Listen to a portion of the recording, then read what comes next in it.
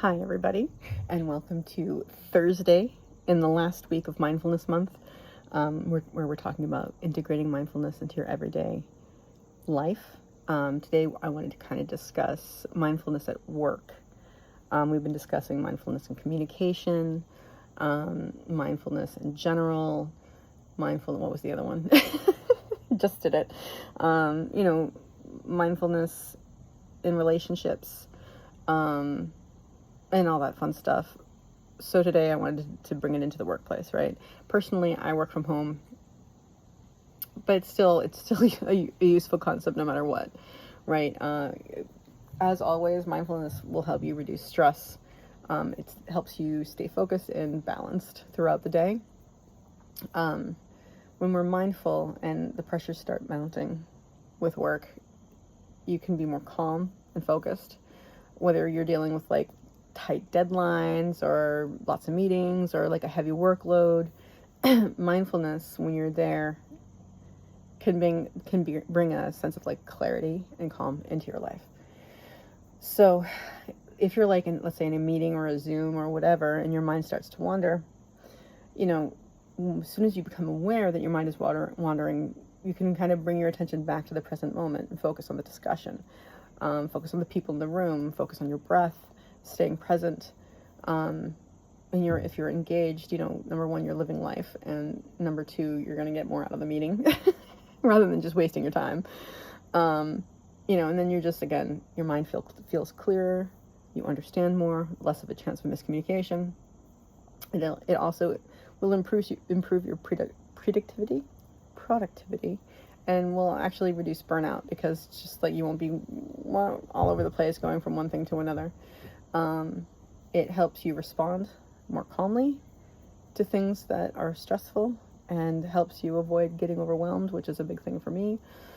One thing you can do is take like mindful breaks at work. So, okay, it's time to take a little moment to myself, go outside to have a walk, or even just like up and down the hallway, wherever you are. There's some place you can go that's not where you're working, and to take a deep breath and like, okay, check in with yourself.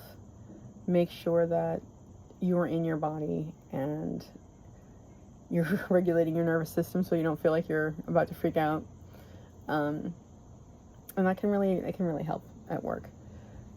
So one of the other things that you can kind of focus on is focus. When you bring full attention to people, there's this thing about multitasking, and it's been a thing for a while now, but the fact of the matter is that's not really something we can do efficiently. Our minds just don't work that way. They actually don't.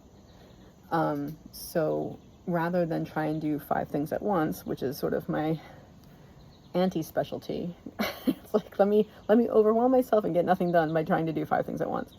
Focus on one thing. And I know this is tough, because for me, when I focus on one thing, like I've got this feeling in the back of my head, like, oh my God, there's so many other things I need to be thinking about. I need to be doing this. I need to be doing that.